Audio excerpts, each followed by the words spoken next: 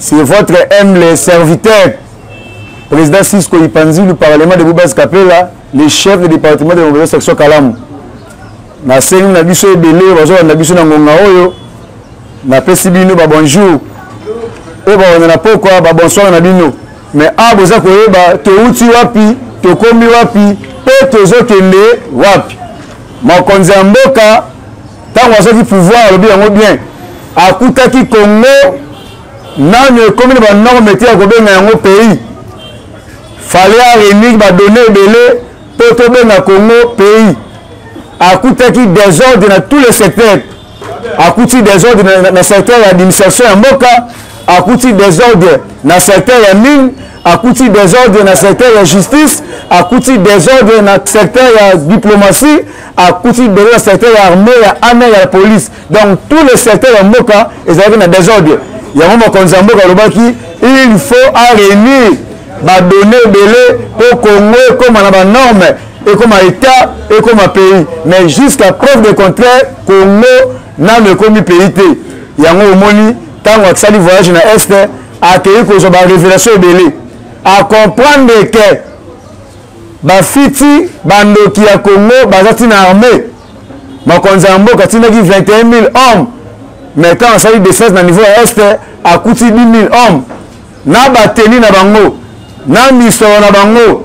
Naba ministre ba arme na bango esika ke na banité ya mokonzi mboka sengi na auditorat militaire ba fongo la poursuite judiciaire na ba officier o bazali derrière magui wana et puis mokonzi mboka a bétisete tous les magistrats oyo à cause de la cité na magui na justice civile na justice militaire ba kokanga même ba collaborateur na ye o bazali le ko influencer na kati ya justice na kati ya armée oyo ezali cité ceux qui bakuti na influence na kati ya justice bakanga ye et puis mokonzi ya mboka aye koloba ke Vital Kamerhe c'est un homme correct, c'est un homme exact et puis si polémique na bakongomani ebele mais faut koloba ke il y a séparation des pouvoirs.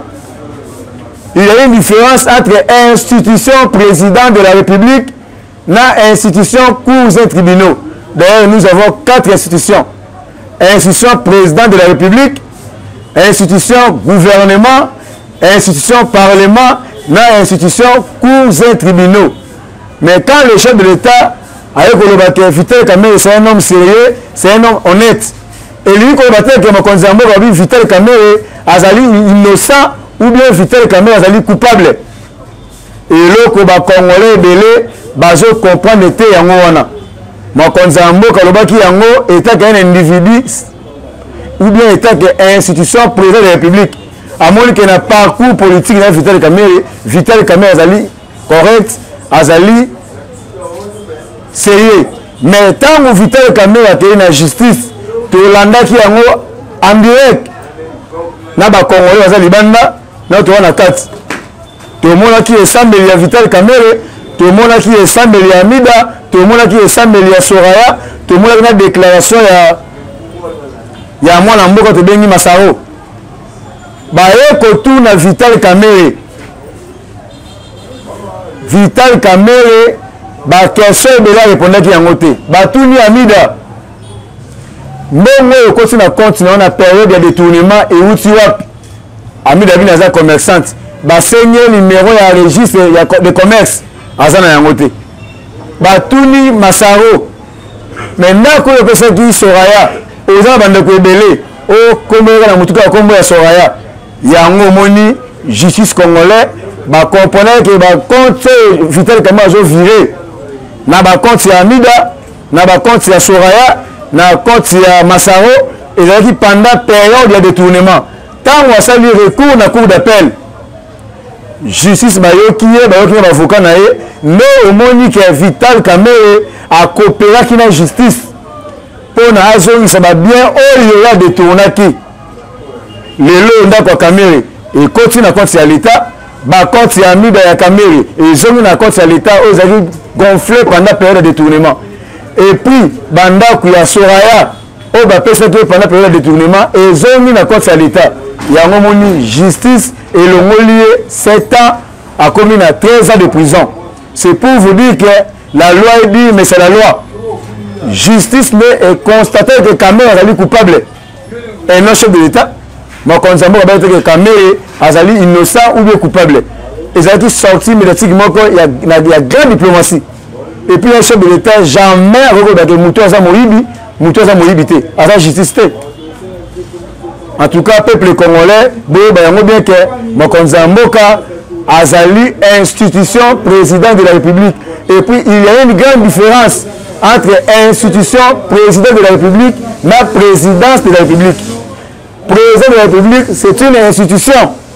Mais il y a terminé sous qui n'a institution à voyager et ça institution à voyager. Mais présidence de la République, et ça a administration na kati ya président de la République.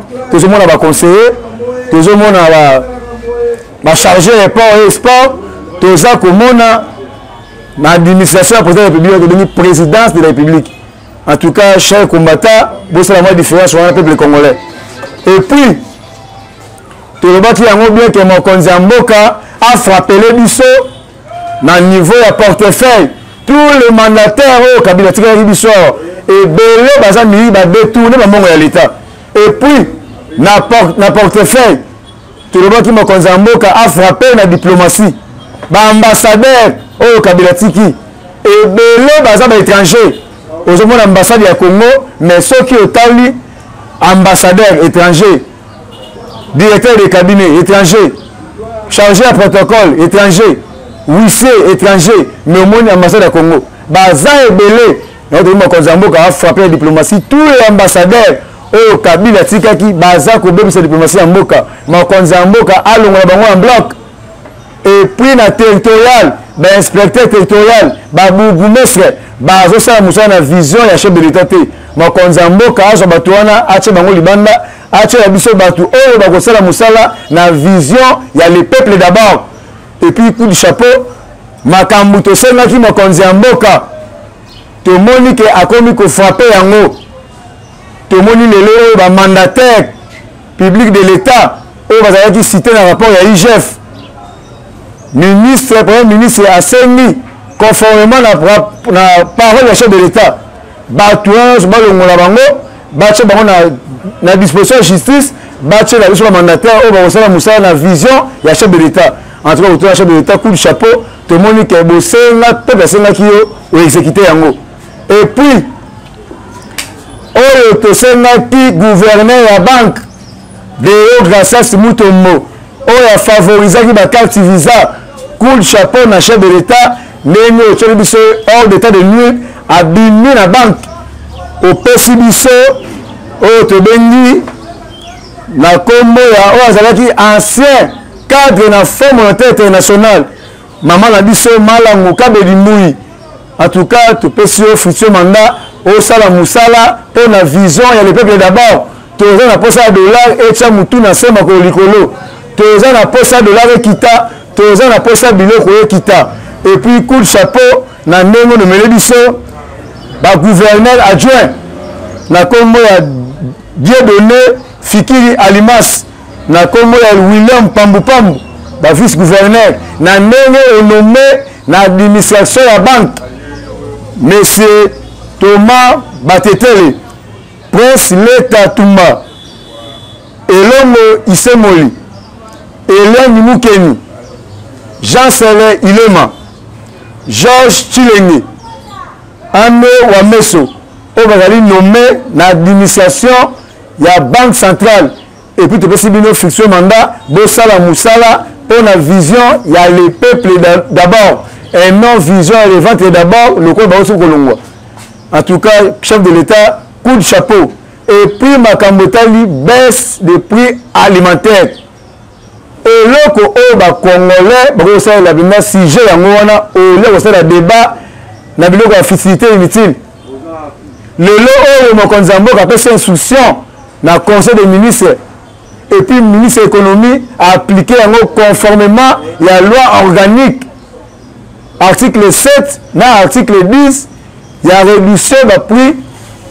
Et puis, il a frappé tout le monde, comprendre que papa a fait Albert Yuma. après avoir copié Jekamine, minéré en Mboka et Longola Kabila.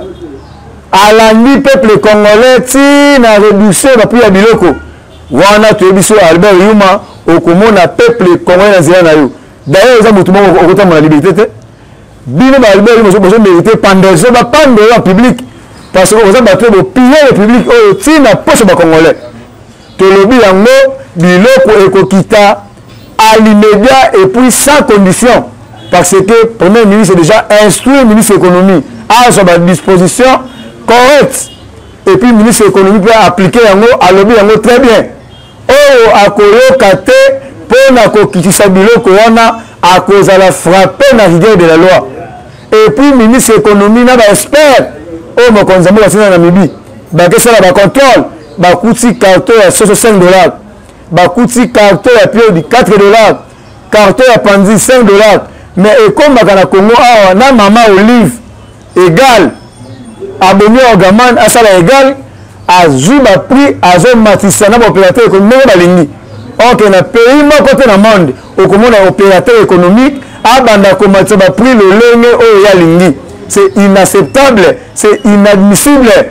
Il y a un autre seigneur, le ministre de l'économie, le premier ministre, en tout cas, coup du chapeau, beau piquer, beau piquer, on a dit ce peuple, tous allés derrière Bino. Bam, mataba kita, bilo kita.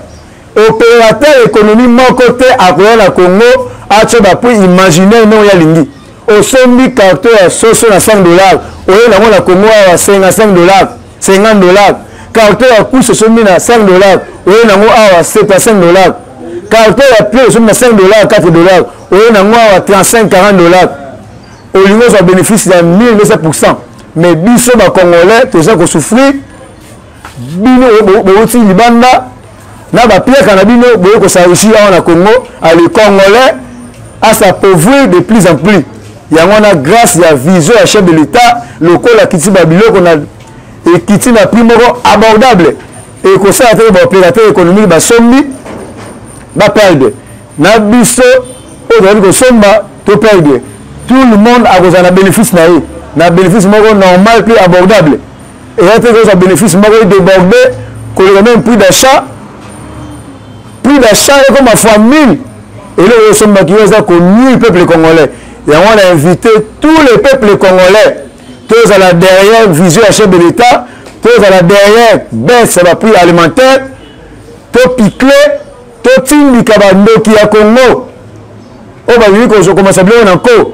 Tout indica, tout mettre autre dernier Albert Yuma a fait hors d'état de nuit. Parce qu'il y a une mission au Kabila Tindie, il y a un bundisa chef de l'État, tandis que Azo bundisa chef de l'État, mais Azali ko bundisa peuple congolais. Il y a un Wana, Bissonnion sur la liste du Cola liste. Tout les mélabantis valeurs Wana, tout mettre Bango hors d'état de nuit.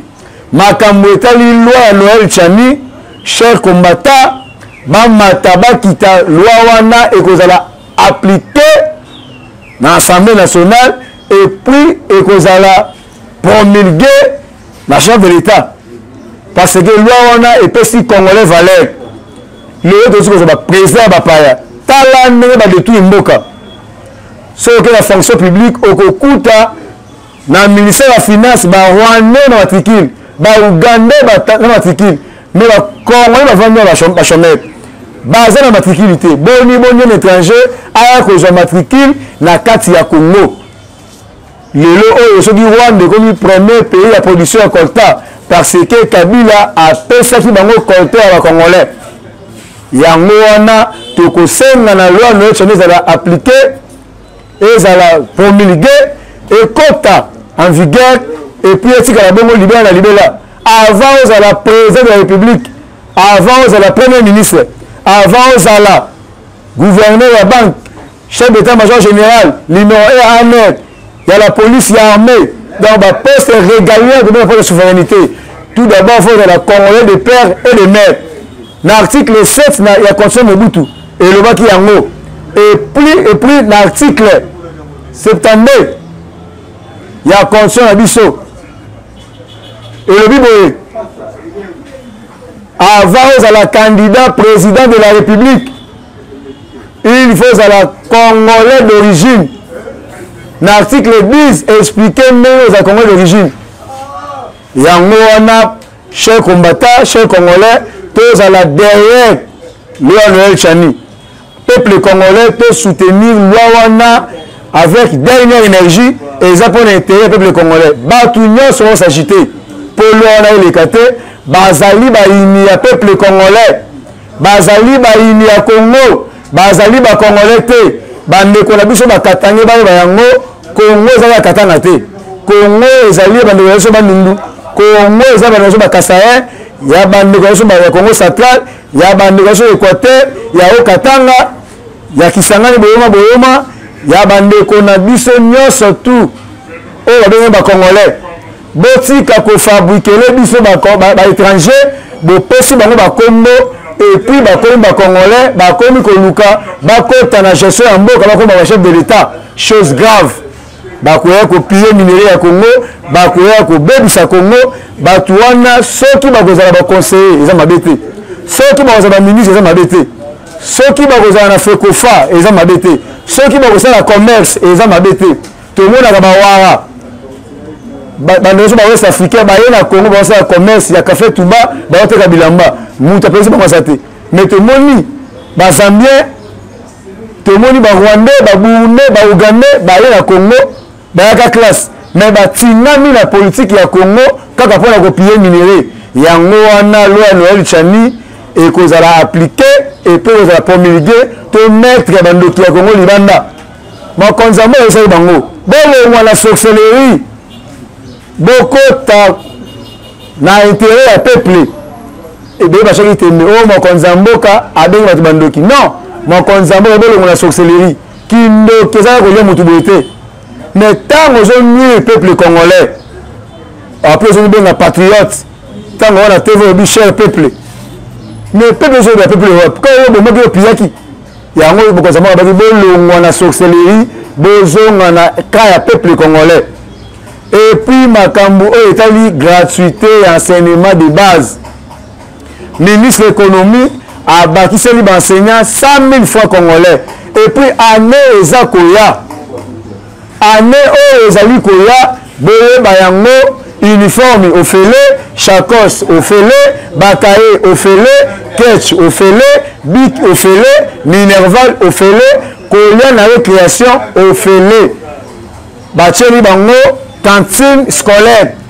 Moi na bimi récréation accueilli na cantine azui eloko na guna e allié ba siffler création azongi na classe libuma kotonda abimi na classe azala kotonda akaya la lipongi wana eza ba œuvre fachi béton et puis naza ko kamwa bando kimso ba ba de oh gratuité enseignement bande belé na classe mais ba za moké na classe parce que parents za capable ya ko futa 700 $ na école catholique bana batanga parents est capable il y a que foutre 500 $ bana batanga lelo mokonza mboka ye a tché classe ofele mais ils ont bana ebele mais faut bana batanga ebele parce que accadrer la jeunesse et garantir le futur Congo ya lobi c'est jeunesse ya lelo yango coup de chapeau na chef de l'état et belé on va dire bilan ya chef de l'état na 2 ans pas passer 2 ans et demi et l'équipe bilan ya tabé na 18 ans mokonza mboka tant à cause de pouvoir na 2 jours ya pamba a joué à venir l'université Kabila Bomba pendant 18 ans béton na béton a joué à venir Kolumba béton na béton a joué à venir l'Enesa au même belge allemand kotonga yango mokonza mboka joué yango béton na béton Kabila tiki besa transco no champagne na mokonza mboka joué pouvoir 4 transco na 17 conteneurs à place de l'échange. Mokonza mboka joué pouvoir tous les exilés politiques qui mettent Kabila Libanda ba Moïse Katumbi ba Bemba ba Francis Kalombo ba Zobele ba Defao mokonza mboka joué bango ba zongi na Congo ba prisonniers privés politiques ya Kabila ba Franck Biongo ba Dieu Milongala ba Edi Kapen mokonza mboka joué bango sur Libanda tala ba retombé à chef de l'état ba classe ofele salaire ba ça 100 000 mokonza mboka commission yango 400 000. Ah, le ministre tenu moi beaucoup de chapeau à bâti sur 100 000 et comme 500 000. Même enseignant a comme la valeur.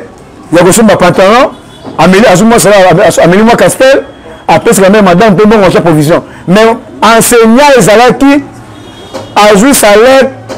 Non, a joué maintenant a joué estime la calcul. En tout cas, chef de l'État coup de chapeau na ndenge en tout cas coup de chapeau na ministre Tony Mwaba ndenge au gonfler salaire ya enseignant pour na pas pesa bana biso cours kitoko et puis makambo etali fonction publique tala eloko ministre Liaou a découvrir ba agent fictif auto perdaka par année 20 millions de dollars par mois plutôt 20 millions de dollars mais par année 240 millions de dollars et puis coup de chapeau na opération ministre fonction publique bandi ya ko nettoyer ba fictif na ba doublant na kati ya fonction publique ozomona mutu mususu aza directeur chef de service na ministère économie mais au côté na budget azali chef de division mais yo mutu moko matricule ni balé mine et bongo ba congolais mususu ba ko sala te et puis ba tondisi ba agent fictif ba fantôme na kati ya fonction publique ba mbongo wane kendaka wapi na poche ya batu tala Congo zo perdre de 240 millions or que na 40 millions et que tonga venu qui coûte de fikini ti na elengesa esili et tonga venu mombele ti esili 40 millions pour moi mais tu perdre de 240 millions au Congolais zo perdre par année mbongo yo na poche ya batu tala esika Kabila bomaki mboka tala esika Matata pona bomaki mboka Yemoko premier ministre, Yemoko ministre des Finances, en complicité na Kabila, bapia kambongo ya peuple congolais. Mais grâce à chef de l'État, na vision du peuple d'abord, avec révéler biloko wana.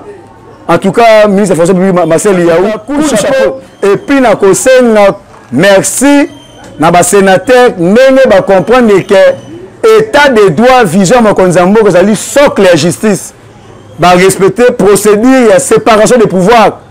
Nenge tolobisa bango ba respecter procédure wana soki ba respecter ki yango te ba lingi ba mona peuple congolais nzela na bango ndenge bolongoli ndeko na biso papa na biso ancien premier ministre Matata Ponyo immunité parlementaire maintenant a kende ko répondre devant justice congolais soki a répondre devant justice ba koyoka ye soki a détourna quitté a kozonga na ba immunité na ye abonne difforme mais soki a détourna qui justice et ça moussa nango ndenge elongo bani et puis to bo système il y a 2 poids 2 mesures tangu bokoyoka ye bo respecter procédure de justice to bo corruption état de droit au Mokonzambo kazo prôner ezali socle ya justice soki état de droit ezali bafoué justice ezali bafoué yango na sengi na ba juge ba magistrat bo sala musala na ndenge elongo bani awa lelo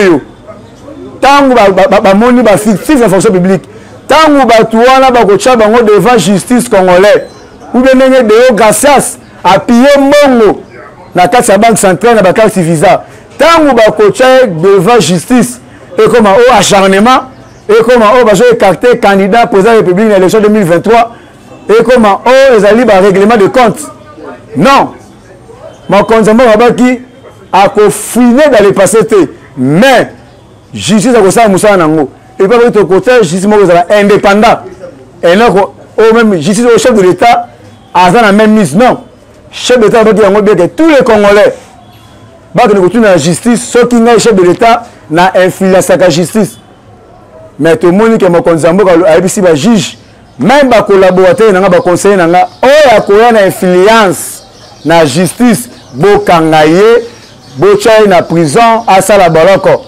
parce que justice ezali socle ya état de droit o ezali Mokonzambo ezali ko prôner en tout cas Matata Ponyo ne bolongolo immunité parlementaire ba sénateur coup de chapeau bo respecter peuple congolais bo pesi peuple congolais valeur na yango bo boite pas na député national ndenge bolongolo ki 2 personnes wana immunité parlementaire na détournement bukanga lonzo soko talibe Matata Ponyo azali cité na ba détournement nyoso soko peye na mambo tali bukanga lonzo kaka ye yo mona wapi muto pese mbongo alo na masango pour la peuple congolais masango de nobota université privée université Mapon o to université privée mbongo ya 1000 écoles atonga ekenda wapi na kati ya Congo West détournement aza na kati na kati ya mbongo ya zanisation aza na kati mutu moko détournement ebele kaka ye na kati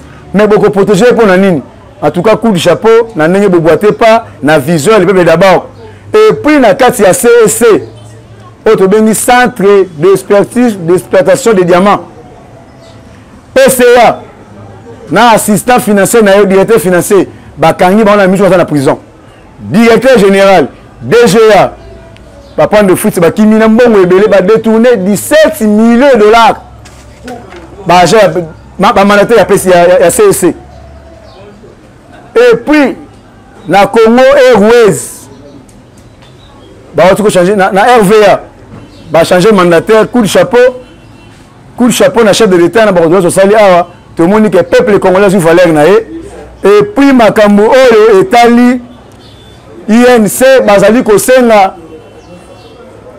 ne kona biso secrétaire général Billy Kambale ba sala débat contradictoire na Augustin Kabouya le secrétaire général de l'IDPS à un niveau ya Billy Kambale était Billy Kambale c'est un bébé politique hier à Lucas Sombakaye a kende komona secrétaire général Augustin Kabouya atangisa politique parce que Augustin Kabouya azali mutu oyo abundi pendant des décennies 37 ans de liste opposition pour na koluka restauration et état de droit à peuple congolais pour na koluka bien peuple congolais et puis na Congo na Afrique mobimba et c'est un secrétaire général mon côté à parti politique moko azana na poids politique Augustin Kabouya atamboli qui chasse mobimba a besi ba marais humain tango ça l'infrastructure redynamisation ya IDPS et puis atamboli na ba Congo marais humain ake na ba Nundu marais humain mais yo Billy Kambale mukoni au sala marais même la Sainte-Thérèse et puis chose grave le secrétaire général Augustin Kabouya toli sa martyr yo Billy Kambale mukoni au toli sa salle de classe tika ko sakana muto azana poids politique na yote muto azana niveau na yote le secrétaire général Augustin Kabouya azali mutu oyo azana maturité politique makasi azali formé na docteur Etienne Sekedi Mulumba et puis Augustin Kabouya na Jean Kabunda Akabouni na bise peuple congolais ndeto kumbi IDPS au pouvoir yo Billy Kambale ba retomber à parcours politique des années Somba Kaé à 24 pages mona le secrétaire général Augustin Kabouya appelle ça leçon politique botika ba agitation botika ba émotion on ne veut pas en politique avec les émotions et puis on a eu premier ministre Ayambaki ministre ya plan ministre ya numérique Ayambaki ministre intérieur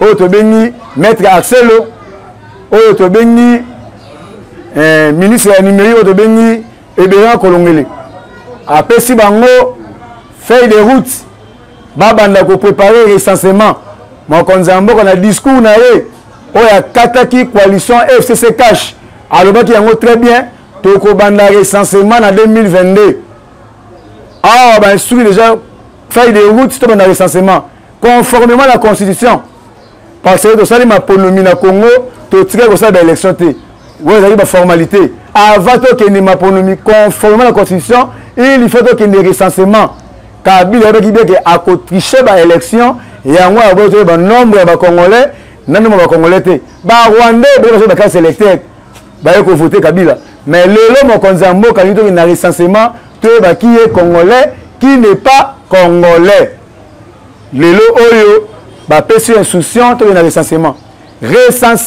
ezali na 4 étapes. Première étape ezali une mise en place il y a recensement pour le peuple congolais. Deuxième étape ezali identification il y a peuple congolais. Troisième étape nettoyage il y a fichier d'identification. Quatrième étape livraison et carte d'identité. Chaque étape Congo est amené aux amis 2 ans. Et ça lui 8 ans. 2022 plus 8 ans 2030. Autre transition sans monsieur Kabila. Donc on a vraie élection en 2030. Tant que tu qui est congolais, qui n'est pas congolais. Et puis, papa Charles Robaka, c'est l'IDPS au pouvoir, n'est pas organiser véritable élection. N'est organiser véritable recensement. Pour te qui est congolais, qui n'est pas congolais. Wana, ils ont tout débatté.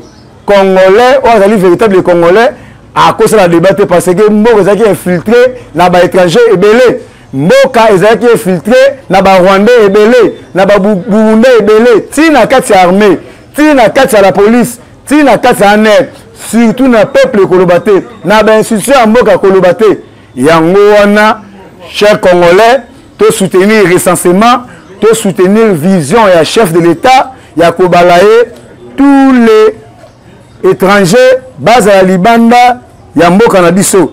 Et puis na FONER premier ministre a instruit a sengi na IGF bakende kosala audit na kati ya FONER et puis a sengi ba instaurer un contrôle rigoureux obligatoire ya gestion ya FONER parce que ba détourner mbongo ebele. Et puis moi si a Chebeya ani Chebeya ayaki na Congo tango ayi na Congo mokolo ya lobi akei ko toquer porte ya premier ministre asengi na premier ministre gouvernement congolais ba fongola poursuite judiciaire pour na liwe mobali na Floribert Chebeya. Et puis moi si a Chebeya lobi boyi partout ici ka John Numba akimi ayeba yango bien que Chebeya azalaki archiviste ya droit de l'homme international autre bengi na la voix de sans voix partout azali justice internationale bachaye maboko.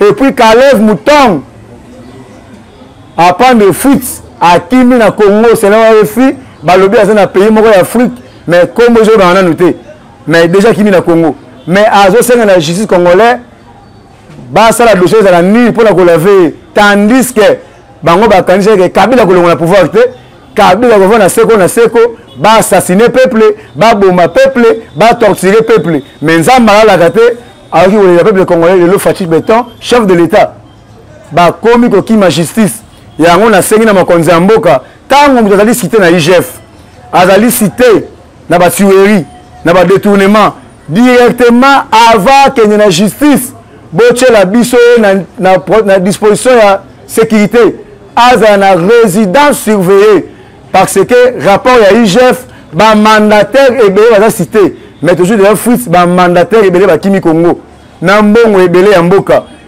pour na manque ya vigilance et puis ba tu as des gemmes ba tu as net bo sala musa na vision ya chef de l'état ba tu as cité na IGF baza ko kima ndenge nini baza ko bima Congo ndenge nini bo kanga ba frontière tant mutu à se déguiser à chez plante ya mwasi abimisa voix longoli plante boyoki ye azali mobali to mwasi ba mandataire ebele bakimi na mbongo ya Congo naza koyoka gouvernement ilunga elukamba bazali kosenga oyo tobengi mbongo na bango ya unanimité de sortie na wili bakongo senga mbongo wana après avoir copié mbongo ya peuple akende kosenga mbongo ya unanimité de sortie oyo ezali sorcellerie ezaki ndoki ya munene wili bakonga aza na droit kosenga mbongo wana te parce que appuyer mbongo ya Congo na ndenge ya kosakana te. Et puis lelo na Beni la police ozokanga poser ya bombe ake ko poser yango na hôpital général ya bombe. En tout cas la police coup de chapeau soki bomoni ba rebelle ba komi ko poser ba bombe c'est que ba komi na point de faiblesse grâce à état de siège lelo la police armée musala kitoko ba gouverneur militaire musala kitoko rebelle groupe ya rebelle oyo zala kiko kamama na mwana mboka Kasereka ba eko déposer ba arme grâce à état de siège lelo coup de chapeau na gouverneur na les deux gouverneurs militaires au basimbi Nord Kivu na o basimbi Ituri. Et puis makambu oyo etali kaka ba mandataire makonza mboka sengaki na ministère sectoriel bolongo ya beso ba mandataire nyostu ba ki na disposition de la police ya justice plutôt. Et puis premier ministre a instruire bino conformément na maloba makonza mboka bo sala yango na lombango ba mandataire wana ba kende na disposition de justice afin que baza libani na chercher mboka makonza mboka achela biso ba oyo ba osala musala pour l'intérêt du peuple congolais. Et puis, Makambo est allé conseil des ministres, où il est vendredi. Dans le conseil des ministres, il qui ministre de fonction publique privilège. Ministre, il y a un PSPT, privilège. Atinda, enseignant et belé, 4000 enseignants à la retraite, aussi Bakoli, aussi sous-secrétaire, enseignants actifs. Et puis, coup de chapeau, dans le ministre de la fonction publique, nous avons proposé les secrétaires généraux au Simbi administration en Mboka. Bango nyonso bakende retraite parce que bango nde babomi gestion ya Mboka na biso. Bocho la biso ba secrétaire généraux oyo bakosala musala na vision ya chef de l'État. Lelo soko moni ba agent fictif na fonction publique, ba doublant ezali grâce ya ba secrétaire généraux wana. En tout cas tindika bango malé na lombango ba bima na gestion ya Mboka. Boche la biso batu o bakosala musala na gestion na intérêt ya peuple congolais na vision ya le peuple d'abord afin que ba véritable congolais bakota na fonction publique ba matricule ba misala ba misolo ba servir mboka na bango ba étranger batondi kuna na lombango ba bima na fonction publique ba matricule wana ezongela bana ya mboka. En tout minga kolobezali mais oyo to pesi nanu yangwana ba information zali ebele oyo aza na poste de formation na temps réel numéro nanga yangwana 286 plus 243 89 68 53 286. C'est votre action Kalamu na oyo baza libanda na baza na 4 oyo bazo bundela mbongwana ya Congo. Je dis et je vous remercie.